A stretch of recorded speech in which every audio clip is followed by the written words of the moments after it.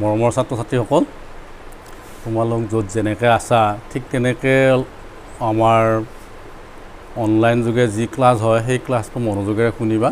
মই আজি ক্লাছ 6ৰ ত্ৰিভুজ সম্পৰ্কীয় কথাখিনি আলোচনা কৰিম। এতিয়া আমাৰ কথা হ'ল ত্ৰিভুজ সম্পৰ্কীয় কথাখিনি আলোচনা কৰাৰ আগতে আমি আকাৰ আকৃতিবিলাক চাই ল'ব লাগিব। বিভিন্ন ধৰণৰ আকাৰ পাইছোঁ, সেই আকাৰত আমি কিছুমান নিয়মিত পাইছোঁ, কিছুমান অনিয়মিত পাইছোঁ, তাৰপিছত বন্ধ চিত্ৰ পাইছোঁ, খোলা চিত্ৰ পাইছোঁ। যেনে আমি এটা ছবি আঁকিছোঁ, এইটো জানো ত্ৰিভুজ হ'ব? যিহেতু ই খোলা হৈ আছে, খোলা ছবিটো কেতিয়াও ত্ৰিভুজ নহয়। কাৰণ ত্ৰিভুজ হ'বলৈ হ'লে আমাক কি লাগিব? যে তিনিটা শীৰ্ষবিন্দু লাগিব, তিনিটা বাহু লাগিব আৰু গোটেইকেইটা বন্ধ হ'ব লাগিব। বন্ধ হ'লেহে আমি ত্ৰিভুজ এটা বুলি ক'ম। তাৰমানে তিনিটা বাহুৰে বন্ধ আকাৰক আমি ত্ৰিভুজ বুলি কওঁ। গতিকে এই ক্ষেত্ৰত আমি খোলা আৰু বন্ধ এই ছবিকেইটা আমি অলপ জানিব লাগিব। যেনে আমাৰ এইটো এটা খোলা, আকৌ লগে লগে মই এইটো আঁকিছোঁ, এইটো হ'ল বন্ধ। আকৌ ঠিক একেধৰণে আমি এইটো এটা চিত্ৰ আঁকিছোঁ, এইটো হ'ল খোলা চিত্ৰ, ই কেতিয়াও কোনো আকাৰত নপৰে। আকৌ এইটো হ'ল বন্ধ চিত্ৰ, ই এটা চতুৰ্ভুজ হ'ব। গতিকে এই ধৰণে আমি পাইছোঁ। এতিয়া আমি ত্ৰিভুজ সম্পৰ্কত পাম যে ত্ৰিভুজৰ তিনিটা কি থাকিব? বাহু থাকিব লাগিব। তিনিটা বাহুৰে বন্ধ আকাৰক ত্ৰিভুজ বোলে। আমি সেই চিত্ৰটো আঁকি চাওঁ। এইটো এটা বাহু, তাৰপিছত এইটো এটা বাহু, এইটো এটা বাহু। এই বাহু তিনিটা আমাৰ বন্ধ। এইটোক আমি কি বুলি ক'ম? ত্ৰিভুজ। ইয়াৰ শীৰ্ষবিন্দু তিনিটা থাকিব, যেনে এ, বি, চি। এই তিনিটা হ'ল আমাৰ শীৰ্ষবিন্দু আৰু এইকেইটা হ'ল বাহু। আমি এইকেইটাক আমি বাহু বুলি কওঁ বা ভুজ। বাহু বা ভুজ।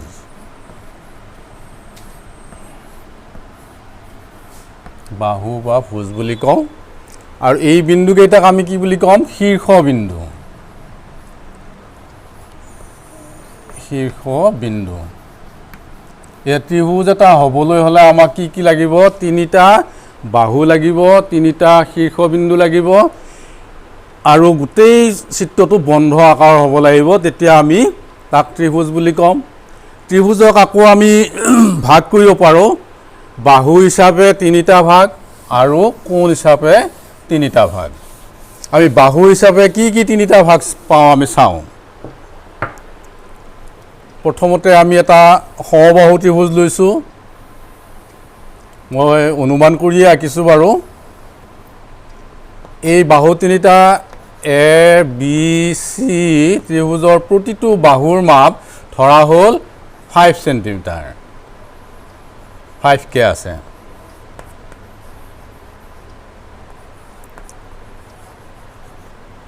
কাৰণ ইহঁতৰ প্ৰতিটো বাহুৱে সমান, সেইকাৰণে ইয়াক আমি কি বুলি কওঁ? সমবাহু ত্ৰিভুজ। সমবাহু ত্ৰিভুজ।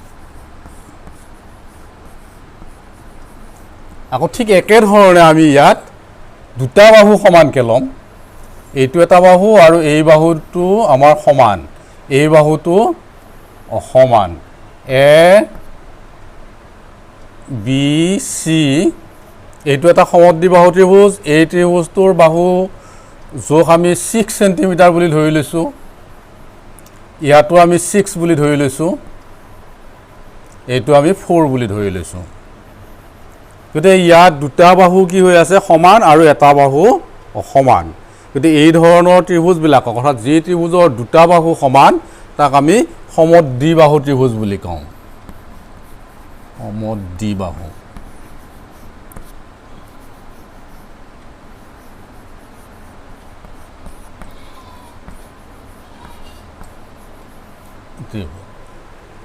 আকৌ আমি তিনিওটা বাহু যদি অসমান কৰি আঁকো, অৰ্থাৎ এইটো এটা, এইটো বাহু, এইটো লৈছোঁ, পি কিউ আৰ ইয়াৰ জোখ এইটোত 5 চেণ্টিমিটাৰ ধৰি লৈছোঁ মই এইটোক 6 বুলি ধৰি লৈছোঁ 6 চেণ্টিমিটাৰ আৰু এইটো 3 চেণ্টিমিটাৰ এতিয়া ইয়াৰে প্ৰতিটো বাহুৰে মাপ বেলেগ বেলেগ পৃথক পৃথক এটাত 6 চেণ্টিমিটাৰ এটাত 5 চেণ্টিমিটাৰ এটাত 3 চেণ্টিমিটাৰ গতিকে এই ত্ৰিভুজটোৰ নাম হ'ব বিষম বাহু ত্ৰিভুজ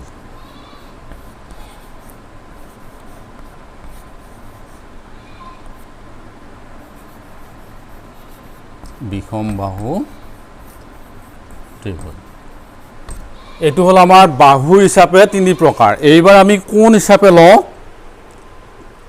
কোণ হিচাপেও 3 প্ৰকাৰ পাম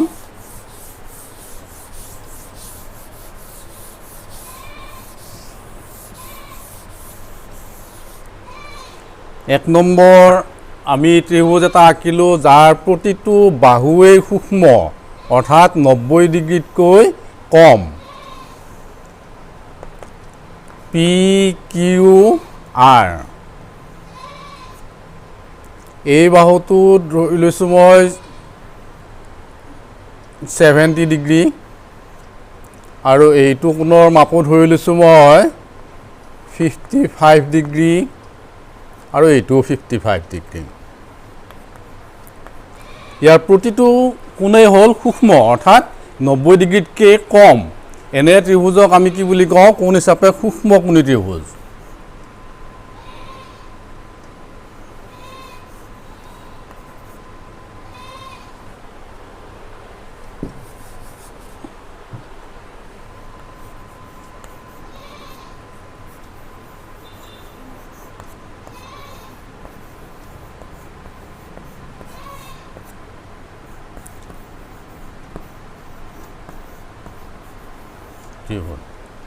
এইবাৰ যি ত্ৰিভুজৰ এটা কোণৰ মাপ 90 ডিগ্ৰী হয় তাক আমি সমকোণী ত্ৰিভুজ বুলি কওঁ যেনে আৰ এছ টি এই এছ কোণটোৰ মাপ 90 ডিগ্ৰী অৰ্থাৎ যি ত্ৰিভুজৰ এটা কোণৰ মাপ 90 ডিগ্ৰী হয় তেনে ত্ৰিভুজক আমি কি বুলি কওঁ সমকোণী ত্ৰিভুজ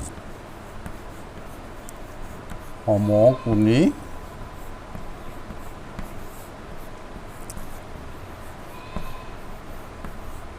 ত্ৰিভুজ ইয়াৰ পিছত হ'ব যি ত্ৰিভুজৰ এটা কোণৰ মাপ 90 ডিগ্ৰীতকৈ বেছি আৰু 180 ডিগ্ৰীতকৈ কম তেনে কোণ থকা ত্ৰিভুজক আমি কি বুলি কওঁ বৃহৎকোণী ত্ৰিভুজ বা স্থূলকোণী ত্ৰিভুজ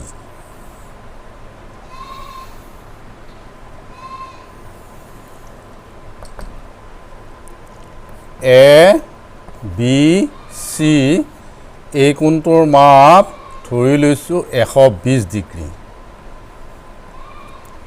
গতিকে এ বি চি ত্ৰিভুজৰ বি কোণটোৰ মাপ স্থূল কিয়নো ই 90 ডিগ্ৰীতকৈ ডাঙৰ আৰু 180 ডিগ্ৰীতকৈ সৰু এনেধৰণৰ কোণ থকা ত্ৰিভুজক আমি কি বুলি কওঁ বৃহৎকোণী ত্ৰিভুজ বা স্থূলকোণী ত্ৰিভুজ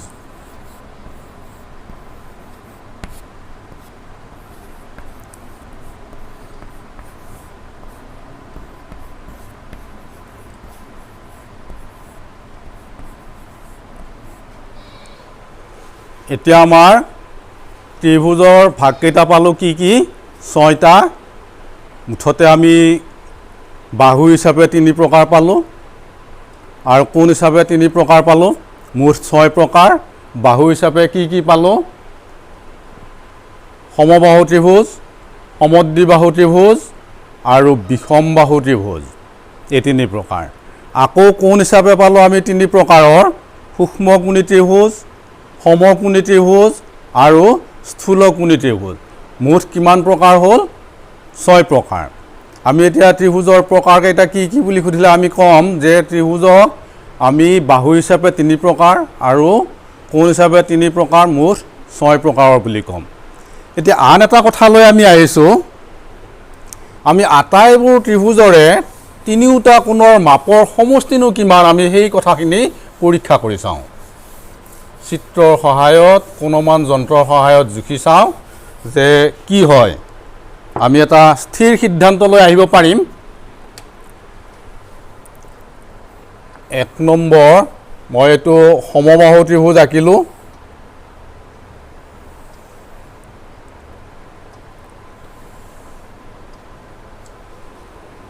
কোণমান যন্ত্ৰৰ সহায়ত জুখি চাওঁ।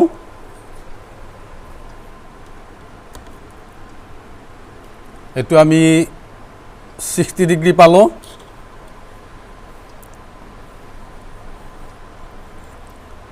এইটো কিমান পাওঁ চাওঁ জুখি। এইটো আমি 60 ডিগ্ৰী পালোঁ।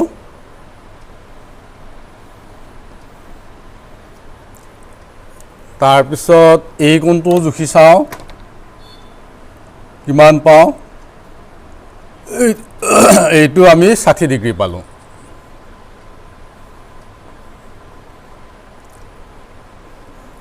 এ বি চি আমি যদি এটা যোগ কৰি চাওঁ, এ কোণ যোগ বি কোণ যোগ চি কোণ সমান কিমান হয়? এ কোণৰ মাপ 60 ডিগ্ৰী যোগ বি কোণৰ মাপ 60 ডিগ্ৰী আৰু চি কোণৰ মাপো 60 ডিগ্ৰী হ'ল,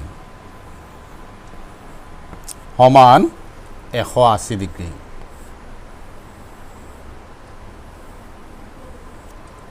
আমি এইটোৰ পালোঁ 180 ডিগ্ৰী।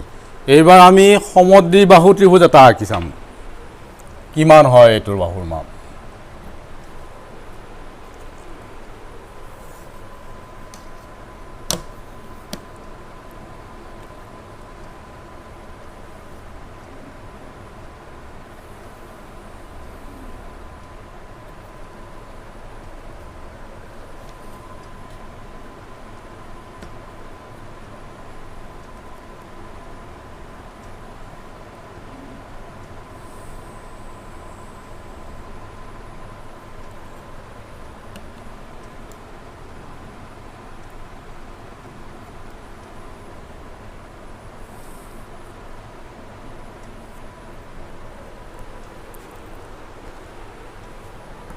পি কিউ আৰ এটা সমদ্বিবাহু ত্ৰিভুজ। 6 চেণ্টিমিটাৰ 6 চেণ্টিমিটাৰ আৰু 5 চেণ্টিমিটাৰ। এতিয়া আমি কোণকেইটা জুখি চাওঁ কিমান কিমান হয়।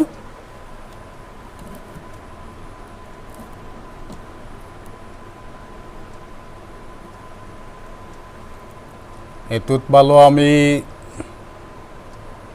62 ডিগ্ৰী। এইটোতো চাওঁ আমি কিমান হয়।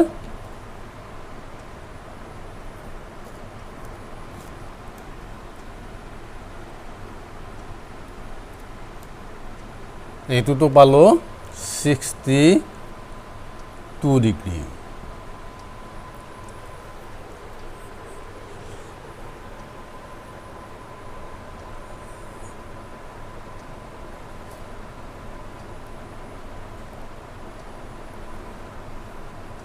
এইটোত কিমান পালোঁ আমি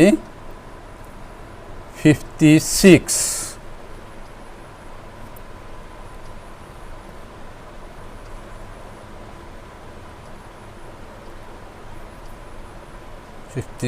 ডিগ্ৰী। এতিয়া আমি আটাইকেইটা কোণৰ যোগফল উলিয়াই চাওঁ আগৰ দৰে।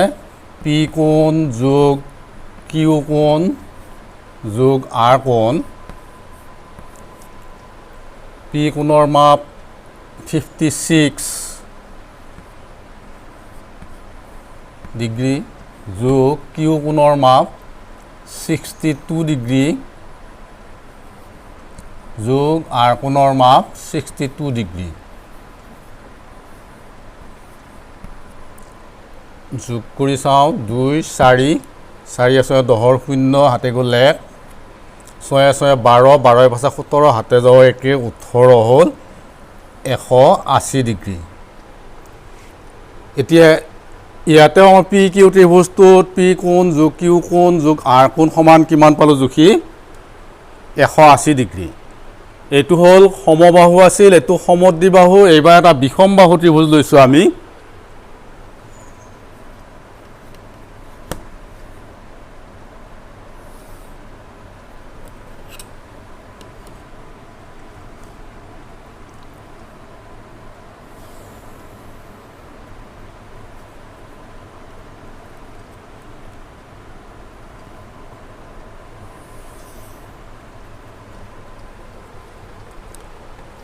L M N এটা ত্ৰিভুজ। এতিয়া N ত্ৰিভুজ গোটেইকেইটা কোণৰে আমি মাপ লওঁ। এইটোত কিমান পালোঁ? 120, 21, 22, 122 ডিগ্ৰী।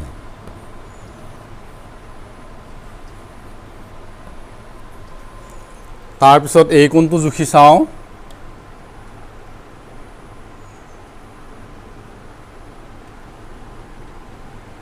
(31 degree)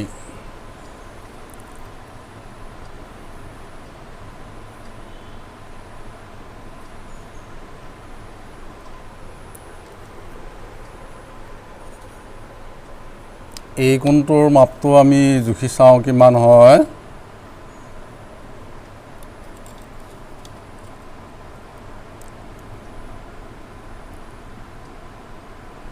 (37 degree)